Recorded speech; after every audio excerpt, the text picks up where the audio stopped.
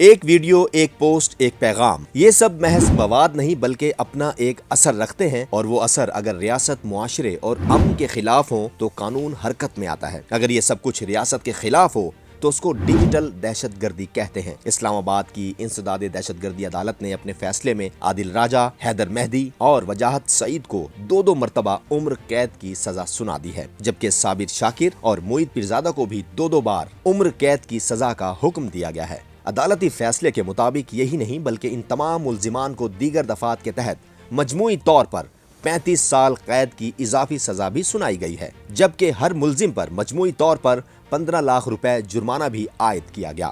عدالت کا کہنا تھا کہ یہ سزائیں جرم کی نوعیت، شواہد اور قانون کے تقاضوں کو مد نظر رکھتے ہوئے سنائی گئیں۔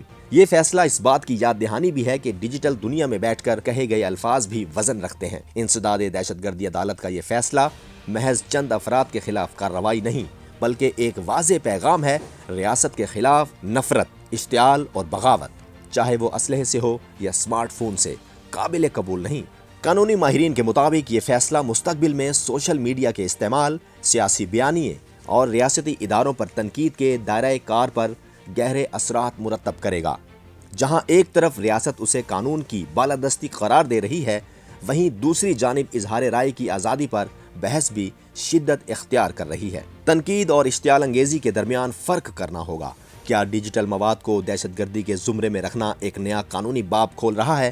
یہ وہ سوالات ہیں جو اس فیصلے کے بعد ہر فورم پر زیر بحث آ رہے ہیں۔ یہ کہانی یہاں ختم نہیں ہوتی، یہ فیصلہ ایک نئے مباحثے کا آغاز ہے، ایک ایسا مباحثہ جس میں آزادی اظہار، ریاستی سلامتی، قانون کی حدود اور ڈیجیٹل اخلاقیات سب آمنے سامنے کھڑے ہیں۔ آنے والا وقت بتائے گا کہ یہ فیصلہ تاریخ میں کس عنوان سے یاد رکھا جائے گا، قانون کی مضبوطی کے طور پر یا ڈیجیٹل دور کے سب سے بڑے امتحان کے طور پر۔ عدالتی فیصلے میں مختلف تھانوں کے مقدمات کا بھی تفصیلی ذکر کیا گیا۔ تھانہ آپ پارہ کے مقدمے میں عدالت نے صابر شاکر، معید پیرزادہ اور سید اکبر حسین کو عمر قید کی سزا سنائی، جبکہ تھانہ رمنہ کے مقدمے میں شاہین صہبائی، حیدر مہدی اور وجاہت سعید کو سزائیں سنائی گئیں۔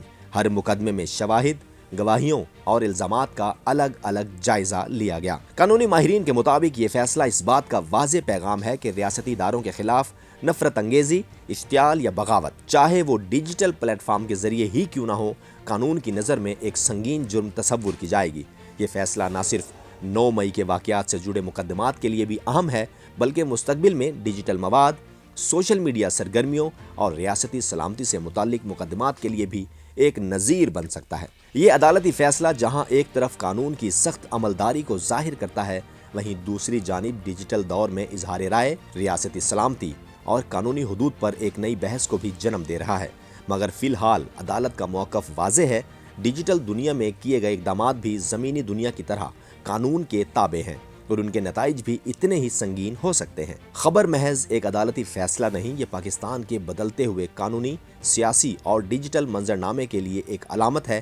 یہ کہانی ہے اس دن کی جب عدالت کے کمرے میں الفاظ نہیں، فیصلے بولے، جب سکرینوں پر وائرل ہونے والی ویڈیوز عدالت کی فائلوں میں ثبوت بن گئیں، اور جب ڈیجیٹل دنیا میں کی جانے والی سرگرمیوں کو ریاست کے خلاف ایک سنجیدہ چیلنج کے طور پر دیکھا گیا۔ ان ویڈیوز اور پیغامات کا مقصد محض تنقید نہیں بلکہ اشتعال انگیزی، اداروں کے خلاف نفرت اور عوام کو ریاست کے سامنے کھڑا کرنا تھا۔ اسی بنیاد پر ان سرگرمیوں کو ڈیجیٹل دہشت گردی کے زمرے میں رکھا گیا۔ انسداد دہشت گردی عدالت کے جج طاہر عباس سپرا نے یہ فیصلہ سناتے ہوئے کہا کہ ڈیجیٹل دنیا میں کی جانے والی کارروائیاں بھی وہی اثرات رکھتی ہیں جو زمینی سطح پر کیے گئے اقدامات رکھتے ہیں۔ اگر ان کا مقصد خوف، انتشار اور بغاوت کو فروغ دینا ہو تو قانون اس پر خاموش نہیں رہ سکتا۔